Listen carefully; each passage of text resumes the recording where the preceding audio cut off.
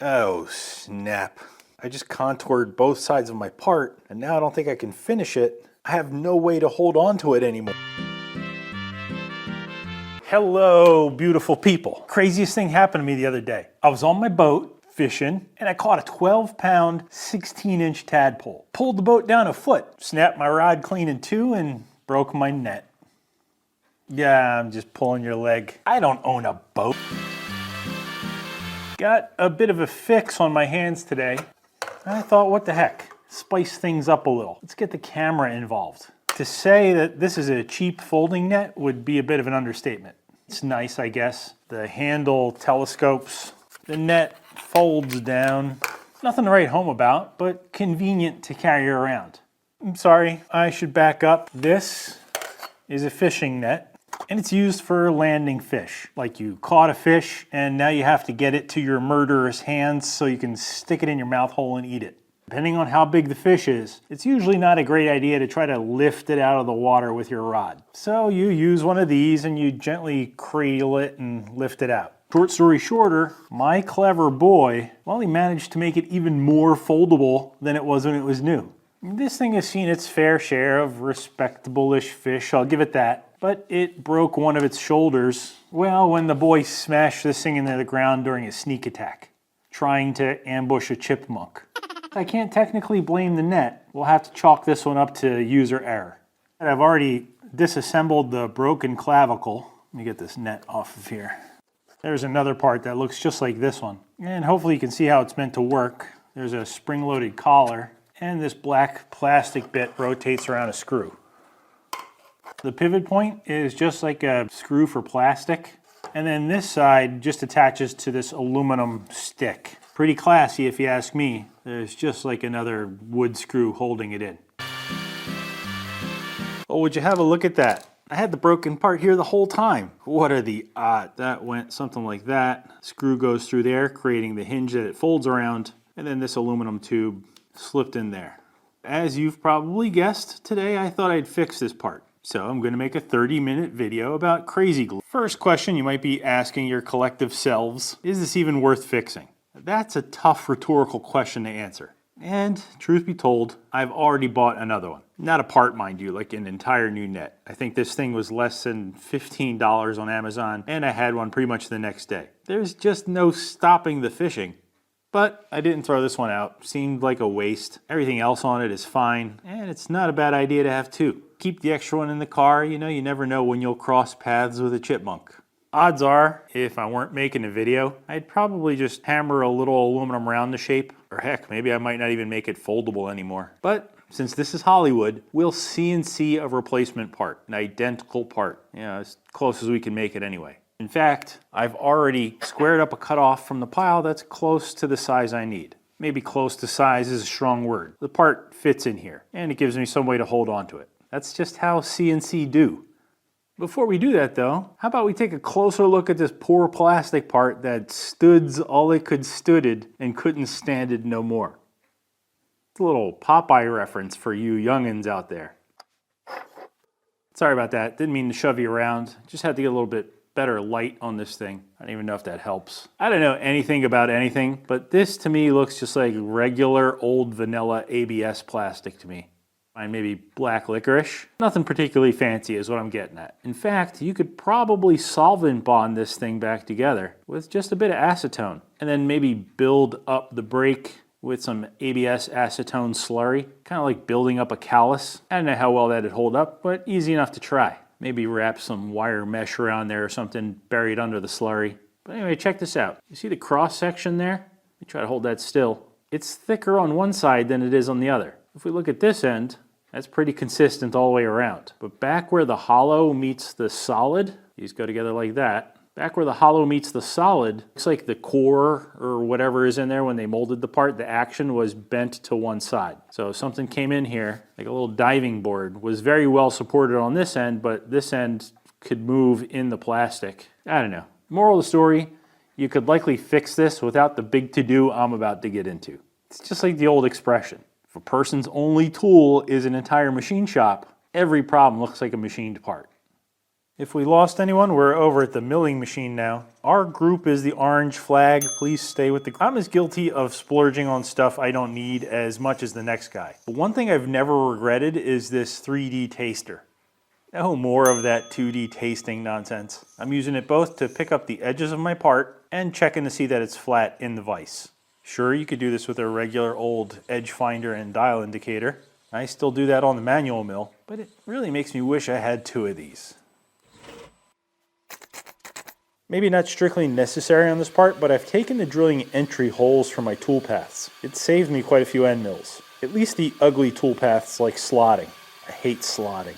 The hole is just a place for my tooling to come all the way down before starting to cut. Now here I could have probably just come in from the edge of the part. It's not too far off, but either way, I've never been a fan of just plunging my small end mills. Sure, you could waste your time ramping back and forth and trying to get down to that level, but drilling, when you can, is just so much faster. And the holes give me just one more chance to blow chips out somewhere instead of across my garage.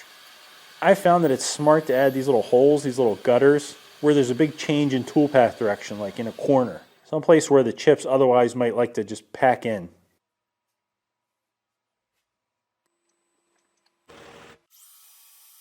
And here it is, the slotting cut. I'm doing this in 2 passes, 2 depths. I'm leaving a web of sorts around the entire perimeter, no tabs or bridges. Or I guess one continuous tab if you want to look at it that way. I've also added in a small step over. Basically I'm cutting a slot that's slightly larger than the end mill, like in 2 passes. This should help with chip evacuation and it keeps the tool from rubbing too much once it gets deeper. 2 step downs and 2 step overs if that means anything to you. Not really necessary on this part, fixing a cheap Amazon fishing net, but I did leave just a whisper of material on the part for a cleanup pass.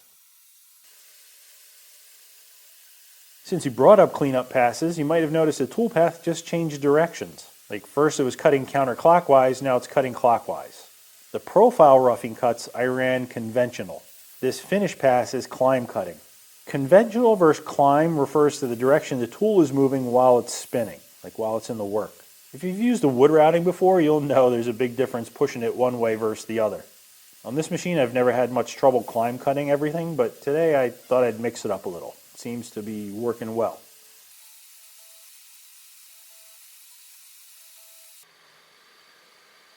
Finally, we get to the money shot, 3D contouring. This is what we all dream of when we get into CNC.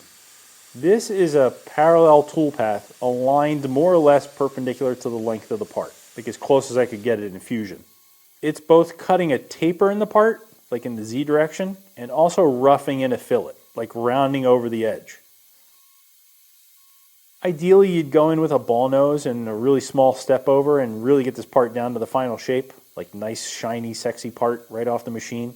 But I don't have the patience for that today, and I might be able to do it faster with a hand file.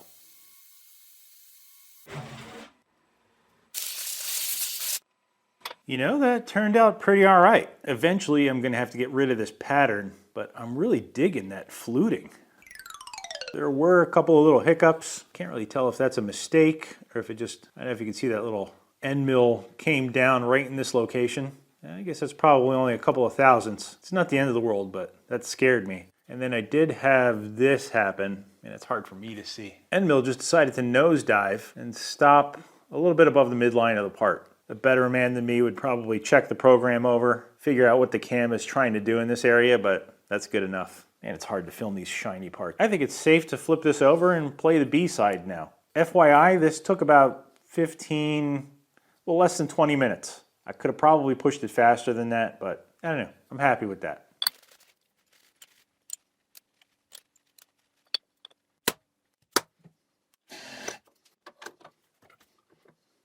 You didn't really think I was going to make you watch that whole thing over again, did you? Same exact operations, just mirrored for the flip side. But forget about that for now. When you get this far, do you know what time it is? It's time to run over to the bandsaw and free this sexy part from the stock. Or is it?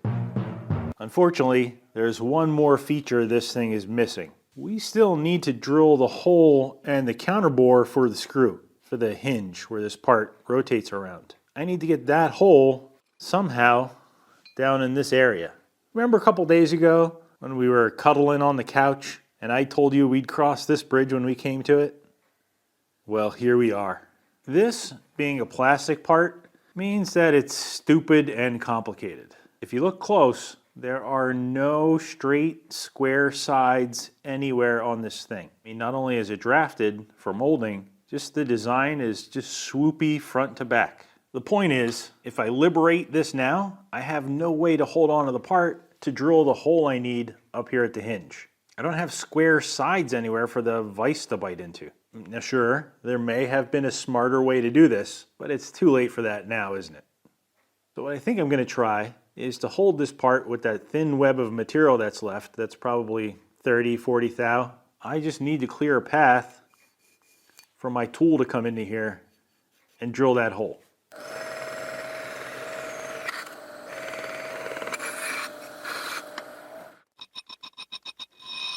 Hey, wait 1 minute.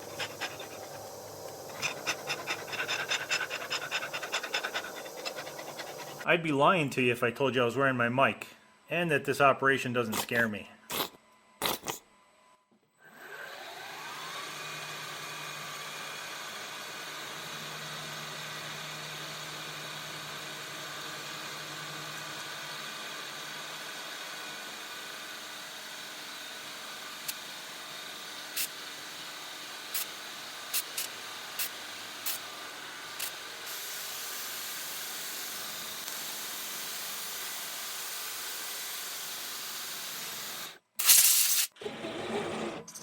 I've got one more operation, a little bit sketchier than the last. This part needs a little countersink on the back. Not much, but the post that this rides on is tapered. For what I think is a pretty clever reason too, but we can maybe talk about that later. I'm gonna do this by hand with the MPG and just kind of feed it down by eye. It needs a 10-degree per side countersink.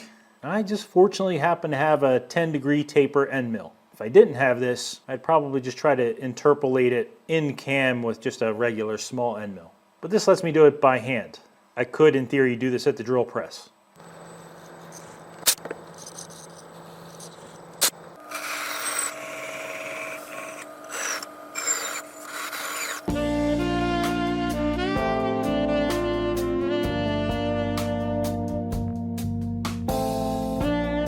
All right, that'll be enough of that. I'm as happy with this part as the next fella. Let's try to keep things in perspective. It's not like I whittled this with my pocket knife and my eyes closed. And speaking of perspective, as far as CNC machine parts go, this is mediocre at best. I took a lot of shortcuts, and it shows. However, as a $500 replacement part for a $15 net, it is spectacular. The less asleep of you might have noticed that the original part has a hole in the end for the frame of the net, for that aluminum rod to slip into and get attached with the screw. This new part has nothing, and I'm not really in the mood to drill square holes, so I'm just gonna weld it. Now, odds are pretty good that this fishing net uses really high-grade aluminum, so welding shouldn't be a problem. But to be safer, it'd really be nice to have sort of an open slot in the bottom so I could get more weld in there, create more of a lap joint instead of a butt joint. But again, now, I don't really have a good way to hold this.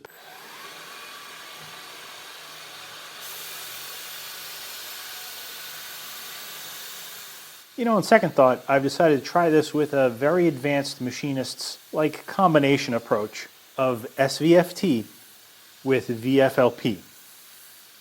Squeeze very tight and take very light passes.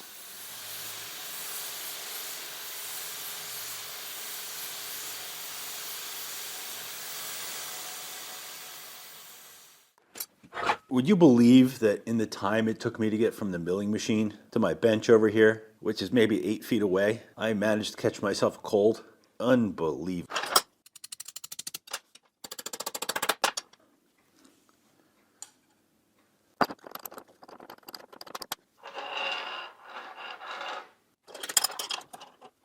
I just kind of want to shim this up a little bit. I've got this sinking feeling that as soon as I start to pump heat into that, it might just fall apart on me. That should do it.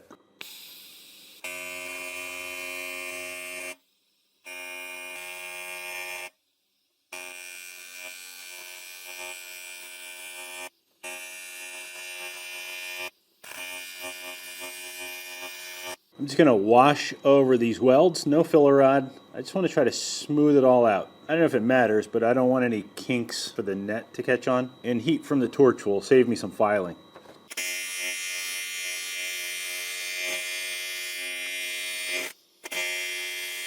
Probably good enough for a fishing net. What do you say?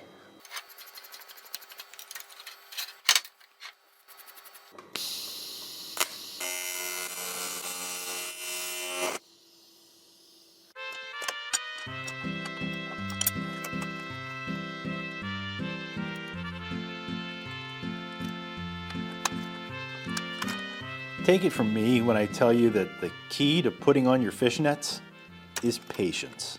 This isn't something you want to rush through. Treat yourself classy. Give it the time it deserves. The last thing you want is for your fishnets to get all bunched up. It's just like the Navy SEALs say, slow is smooth, and smooth is oh so sexy. That seems like a pretty alright fit. I mean, for what it is. It looks like the counter bore could have just been like 30 thou deeper. And I'm just noticing I missed some fillets. You see how these corners are rounded? And mine, I mean, they're a little sharper. The sharp edges kind of like buffed out a little bit, but this doesn't slide on as smooth. It doesn't sort of snap in as smooth as it used to. But, I mean, if you cinch it up, it's on there pretty rock solid. Sorry about that. Well, I suppose that's it. I'm not quite sure how to end this video. I mean, it seems like a solid fix. Folds back up okay. All right, I think I can get back out there and catch myself some butterfly fish. Catch myself some fish. I appreciate everybody sticking around. I do enjoy the company. And as always, thanks for watching.